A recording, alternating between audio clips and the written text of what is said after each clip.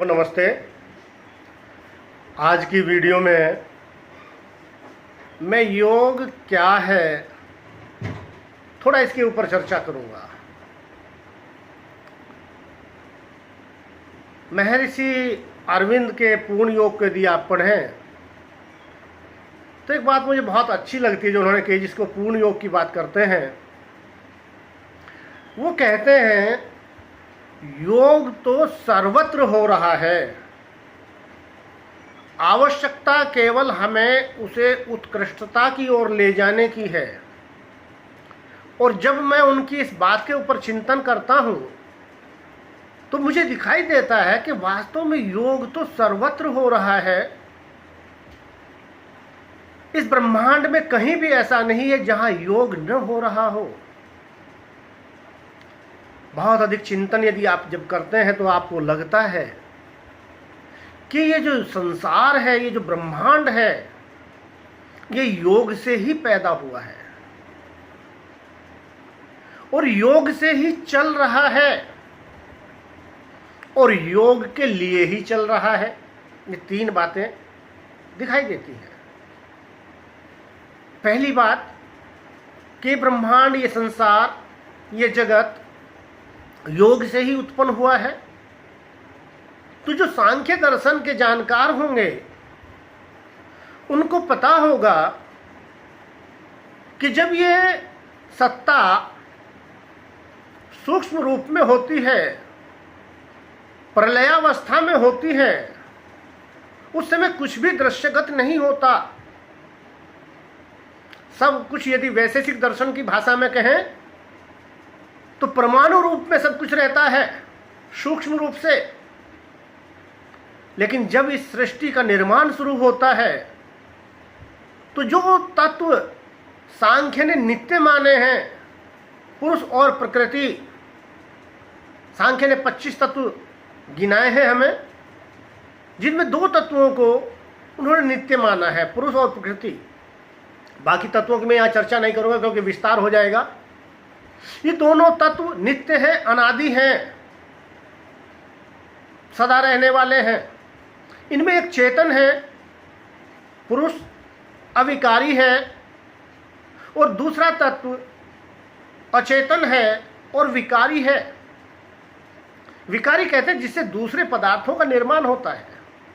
लेकिन जब ये दोनों अलग अलग होते हैं तो प्रलयावस्था होती है। कोई भी पदार्थ दृश्यगत नहीं होता। जब ये दोनों संपर्क में आते हैं, दोनों का मिलन होता है, दोनों का जोड़ होता है, जो योग का अर्थ होता है, तो तभी जाकर उनमें प्रकृति में विक्षोभ पैदा होता है। उसकी जो गुणों की साम्य अवस्था है, प्रकृति त्रिगुणात्मक है, सतगुण, रजोगुण और तमोगुण की साम्य अवस्था का नाम प्रकृति है। तो उन गुणों में हलचल हो जाती है जैसे पुरुष संपर्क में आता है, और उनमें सतगुण की वृद्धि हो जाती है। सतगुण की वृद्धि से महत तत्व पैदा होता है, जिसे समष्टिगत बुद्धि तत्व कहते हैं, क्योंकि बुद्धि होगी तभी आगे निर्माण होगा। वो बुद्धि समष्टिगत होती है, सर्वत्र होती है और सतगुणी होती है, क्योंकि सतगुण से ही पैदा हुई है। अब उस बुद्धि से अहंकार पैदा होता है। मैं तो कई बार उस स्थूल चिंतन करता हूँ, थोड़ा स्वभाव है, क्योंकि जहाँ बुद्धिमान देखिए आप, लोक में भी अहंकार पैदा हो जाता है। अहंकार चीज़ों को अलग अलग दिखाता है, स्वतःप्रतु जोड़ता है। मेरा परायापन का भाव जो है वो अहंकार के कारण आता है। इसमें भी तीनों गुण है, क्योंकि प्रकृति के जो कार्य हैं उन सब में उत्त्रिगुणात्मक कार्य हैं, सारे के सारे तीनों गुण सदा विद्यमान रहते हैं। इसमें भी जो सतगुणी अहंकार है, कई लोग कहते हैं उससे ज्ञानेंद्रियां पैदा होती हैं, जो रजोगुणी अहंकार है उससे कर्मेंद्रियां पैदा होती हैं, और जो तमोगुणी अहंकार है उससे तन्मात्राएं पैदा होती हैं, और मन होता है पैदा, वो भी सतगुणी अहंकार से मन पैदा होता है। इन तन्मात्राओं से, जो 5 तन्मात्राएं इनसे उत्पन्न होती हैं अहंकार से, उनसे 5 महाभूत पैदा होते हैं, आकाश, वायु, अग्नि, जल और पृथ्वी। और इन 5 महाभूतों से ये समस्त दृश्यगत जगत का निर्माण होता है। अब आप चिंतन करके देखिए कि यदि पुरुष और प्रकृति का मिलन न होता, योग न होता, तो क्या ये संसार का निर्माण होना संभव था? नहीं। लोक में भी हम देखते हैं लोक में भी जब संतति की वृद्धि होती है तो दो के मिलन से होती है। कोई भी क्रिया ले लीजिए छोटी से छोटी, यदि आपको अपना पेन या आपको अपना मोबाइल या पुस्तक भी उठाकर रखनी है तो हाथ का संयोग होगा, उसके साथ में योग होगा, तब वो क्रिया संपन्न हो पाएगी। गाड़ी भी चलती है तो ड्राइवर के हाथों का योग आपके स्टीयरिंग के साथ में होता है, हैंडल के साथ में होता है, तो गाड़ी चल पाती है। मैं भी बोल रहा हूँ, वायु का मेरे जो स्वर यंत्र हैं उनके साथ योग हो रहा है, प्राणवायु का, तो शब्दों की उत्पत्ति हो रही है। मेरे शब्दों के साथ में आपकी स्वर्णेंद्रिय की का योग हो रहा है तो आपको सुनाई दे रहा है। अब चिंतन करके देखिए, आप संसार में जितनी भी क्रियाएं हो रही हैं क्या वो बिना योग के हो रही हैं? तो इसीलिए मैंने कहा कि योग से ही ये संसार चल रहा है और योग के लिए ही है। क्यों? क्योंकि चाहे वो हम अपने आप से मिलने की बात करते हैं, जो पतंजलि कहते हैं तदादृष्टु स्वरूपेव स्थानम, या हम जीवात्मा का परमात्मा से मिलन की बात करते हैं, या हम शक्ति की शिव के साथ मिलन की बात करते हैं, या कुंडलिनी का ब्रह्म तत्व के साथ मिलन की बात करते हैं, तो ये सारा योग ही है। इसी के लिए हम साधना करते हैं। या हम यदि सांसारिक दृष्टि से देखें तो सुख के साथ में योग करना चाहते हैं, इसलिए योग के लिए चल रहा है। सुख के साथ में हमारा योग होता है, दुख तो कोई नहीं चाहता है, सभी सुख चाहते हैं। तो सुख के साथ योग करने के लिए ही ये संसार चल रहा है। इस प्रकार चिंतन करके जब देखते हैं तो दिखाई देता है कि वास्तव में सर्वत्र योग हो रहा है। लेकिन महर्षि अरविंद कहते हैं कि जो स्वतः योग हो रहा है इसको उत्कृष्टता की ओर ले जाने की आवश्यकता है। यहां दो प्रश्न पैदा होते हैं। पहला प्रश्न क्या है कि जब ये योग अपने आप हो रहा है तो अलग से जिस योग की हम बात कर रहे हैं उस योग की आवश्यकता क्या है, और दूसरे वो योग वास्तव में, दूसरा प्रश्न क्या कि वो योग है क्या जिसके हम दूसरे की बात कर रहे हैं। तो पहले प्रश्न के उत्तर में मैं कहता हूं कि ये जो सांसारिक योग हो रहा है अपने आप, ये स्थायी सुख प्रदान नहीं करता। और मनुष्य का क्या, प्रत्येक प्राणी का स्वभाव है वो सुख की चाह रखता है, वो दुखों की निवृत्ति चाहता है। और मनुष्य तो दुखों की आत्यांतिक निवृत्ति चाहता है कि दुख जीवन में फिर कभी न आए। हम सब की ये कामना रहती है। और हम देखते हैं कि जो ये योग अपने आप हो रहा है ये कभी वियोग में बदल जाता है तो दुख रूप हो जाता है। ये स्थिर सुख देने वाला इस संसार में यहाँ कुछ भी नहीं है। और ऐसा कोई भी सांसारिक योग नहीं है जो केवल और केवल सुख ही प्रदान करता हो। इस संसार में जहाँ सुख मिलता है वहाँ दुख मिश्रित रहता है, दुख उपस्थित रहता है। सुख और दुख एक सिक्के के दो पहलू के समान हैं। यदि एक साइड से आप पकड़ते हैं तो दूसरी साइड में दुख साथ में लगा रहता है। संसार में चिंतन किया जब योगियों ने तो तब पाया कि यहाँ सब कुछ दुखमय है। महात्मा बुद्ध जैसे योगियों ने कहा सर्वम दुखम, जो कुछ भी है वो दुख रूप है।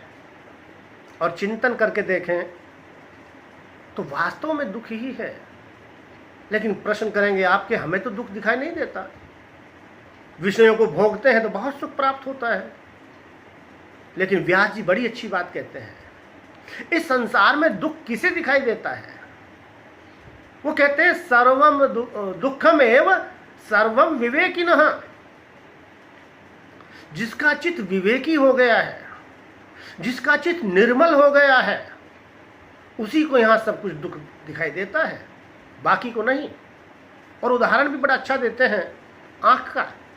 जैसे आपके शरीर के सारे अंगों में जो आंख है वो सबसे ज्यादा निर्मल है, सेंसिटिव है, संवेदनशील है। शरीर के बाकी अंगों पर धूल गिरती रहती है, कोई खास पता नहीं चलता। लेकिन यदि आंख में धूल का एक छोटा सा कण भी चला जाए तो आंख तुरंत बता देती है कि कुछ गिर गया है। वैसे ही जिसका चित्त निर्मल हो गया है उसी को लगता है कि ये तो यार वास्तव में दुख ही दुख है जिसके पीछे मैं भाग रहा हूं। यहां तो ऐसा कुछ है ही नहीं जो केवल और केवल सुख देने वाला हो। लेकिन कुछ बातें मैं आपके सामने रखूंगा जिसमें हम जैसे सामान्य जनों को भी अनुभव हो सकता है कि वास्तव में यहां दुख ही है। हमारी भारतीय संस्कृति में सबसे अच्छा जो विषय माना जाता है, जो संबंध माना जाता है, जो वस्तु माना जाता है, पुत्र को माना जाता है। कई दर्शन तो पुत्र को पिता की आत्मा कहते हैं। और मैं यहां पुत्र का अर्थ संतान से लूंगा, क्योंकि आज बेटियां भी बेटों के समान माँ बाप की सेवा बेटों से बढ़कर कर रही हैं।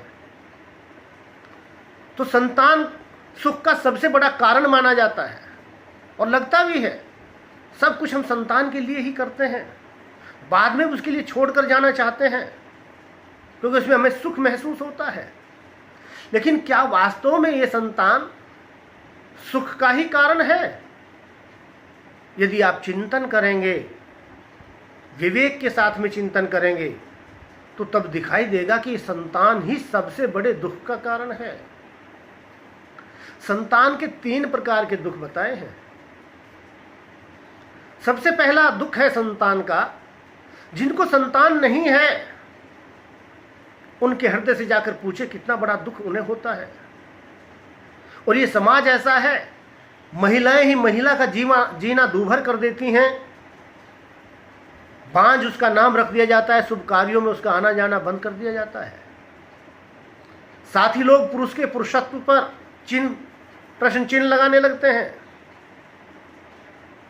और ये दुख केवल सामान्य जनों को ही हो ऐसा नहीं है, बड़े बड़े राजा महाराजा भी इस दुख से दुखी रहते हैं। इतिहास में आपके सामने उदाहरण है, बादशाह अकबर आगरा से अजमेर सलीम चिश्ती की दरगाह पर जा रहा है नंगे पैर। क्यों जा रहा है? संतान नहीं है। सलीम चिश्ती की दरगाह पर मन्नत मांगने से शायद संतान मिल जाए। तो ये पहला दुख है, संतान का न होना। दूसरा दुख इससे भी बड़ा है, संतान हो और सामने ही चली जाए तो उससे बड़ा दुख नहीं है। संतान को बाप को कंधा देना पड़ जाए तो इससे बड़ा दुख नहीं है। 4 दुख सबसे बड़े बताए हैं संसार में। भाई मरण भूमि छुटन और कुलवंती नार, पुत्र विछोहा होत हैं दारुण दुख ये 4। भाई भाई का गला जरूर काट रहा है, ऐसी घटनाएं मिल जाती हैं अखबारों में पढ़ने को सुनने को। लेकिन फिर भी जो सहोदर भाई हो सकता है, इसीलिए बंधु शब्द का प्रयोग किया सब जगह। भाई से बढ़कर कोई नहीं हो सकता। किसी का ऐसा भाई चला जाए तो दुख होता है। भूमि छुटन, अपनी इच्छा से आप भूमि बेच करके व्यापार के लिए सर्विस के लिए चले जाए दूसरी बात है, लेकिन जबरदस्ती आपसे छुड़ा ली जाए, जैसे कश्मीर के पंडितों से उनके घर बार को छुड़ा लिया गया, तो उस भूमि के छूट जाने का जो दुख है वो वही जान सकते हैं, हम और आप नहीं जान सकते। और तीसरा है कुलवंती नार। मैं यहाँ नार और नर दोनों शब्द का प्रयोग करूंगा। किसी का अच्छा जीवन साथी चला जाए, जिसके साथ में वो सुख दुख की कह सकता है, जिसके लिए वो जीता है, यदि वो साथी चला जाता है तो योगी तक विचलित हो जाते हैं। मैं विस्तार के कारण यहाँ इस बात को नहीं कहूँगा। श्यामाचरण लाहिड़ी के जीवन को मैंने पढ़ा तो संक्षेप में बताऊं। जब पुत्र गए तो विचलित नहीं हुए। जवान पुत्र सामने चला गया, वो आत्मचर्चा करते रहे। लेकिन जब उनकी धर्म पत्नी गुजरी तो उनकी भी आंखों में पानी आ गया और किसी जिज्ञासु ने पूछा कि ये इसका राज क्या है, तो बड़ा अच्छा उत्तर उन्होंने दिया कि इनके बल पर ही तो मैं योगी बन पाया। घर से सदा बेफिक्र रहा और साधना में लगा रहा, और मेरा ऐसा साथी जिसके कारण मैं आज यहाँ तक पहुँचा हूँ वो जा रहा है, तो दुख होना स्वाभाविक है। और अंत में कहा पुत्र विछोहा होत है दारुण दुख ये 4। जिन माँ बाप की संतान गुजर जाती है, जीवन काटना तो पड़ता है, लेकिन बहुत दुखी जीवन हो जाता है। जब भी याद आती है रोते रहते हैं। लेकिन तीसरा दुख इससे भी बड़ा दुख है, संतान हो सामने ही हो लेकिन नालायक हो, तो माँ बाप चिंता में घुलते रहते हैं। पता नहीं कहाँ उसका अहित हो जाए, कहाँ हमको फंसा कर खड़ा कर दे। हर वक्त ये चिंतन चलता रहता है चित्त में। और आप सब जानते हैं चिंता चिता से अधिक नुकसानदायक होती है। चिता तो एक ही बार जला देती है और ये चिंता माँ बाप को पल पल जलाती रहती है। अब कई बार यहाँ प्रश्न कर लेते हैं लोग कि ये तो नालायक संतान की बात है, लेकिन जो लायक संतान है उससे तो सुख ही मिलता है। लेकिन यदि आप विवेक के साथ में चिंतन करेंगे तो उस संतान से भी केवल सुख नहीं मिल रहा, उसके साथ में कहीं ना कहीं दुख लगा रहता है। बड़ी अच्छी संतान आपको पैदा हुई, बड़ा अच्छा लालन पालन आपने किया, शिक्षा दीक्षा उसकी अच्छे से की, शादी कर दी, बाल बच्चे हो गए, व्यापार चल पड़ा, नौकरी चल पड़ी, या जो कुछ भी करता है वो करने लगा, लेकिन क्या केवल उससे आपको सुख ही मिल रहा है?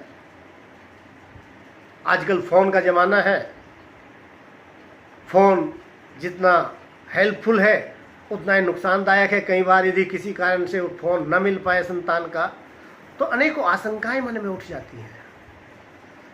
आपने कहा अंकल जी नींद क्यों नहीं आ रही? अरे आज बेटे का फ़ोन नहीं आया, बेटी का फ़ोन नहीं आया। जब तक 4-5 बार बातचीत न हो जाए तो शांति नहीं मिलती। पता चला फ़ोन आ गया, बातचीत हो गई, अंकल जी अगले दिन पूछा आपने क्या बात है आज? फ़ोन तो कल बात हो गई थी आपकी, आज भी आया होगा। तब दूसरा दुख खड़ा हो जाता है, अरे फ़ोन तो आ गया था लेकिन बेटा तो हमारा लाखों में एक है, लेकिन बहू बड़ी है, खाना टाइम पर नहीं देती, लड़ती झगड़ती रहती है, बहू बड़ी खराब है। बेटी तो हमारी गऊ है, दामाद बड़ा हमें खराब मिल गया, नालायक मिल गया, बेटी को ध्यान ही नहीं रखता। पता चला कि नहीं बहू भी ठीक है, दामाद भी अच्छा मिला है, अब क्या समस्या है? अरे उनके चुन्नू मुन्नू को बुखार हो गया, निमोनिया हो गया, यदि कुछ उनको हो गया तो हमारी तो जान निकल जाएगी, हम तो जीते जी मर जाएंगे। पता चला उनका भी स्वास्थ्य ठीक है, अब क्या बात है? अरे बेटे का जो बॉस है ना बहुत ही खड़ूस है, 2 साल से ऑपरेशन रुका, प्रमोशन रुका पड़ा है, होने ही नहीं दे रहा, बेटे को व्यापार में घाटा हो गया। घाटा बेटे को हुआ है, दुख आपको हो रहा है।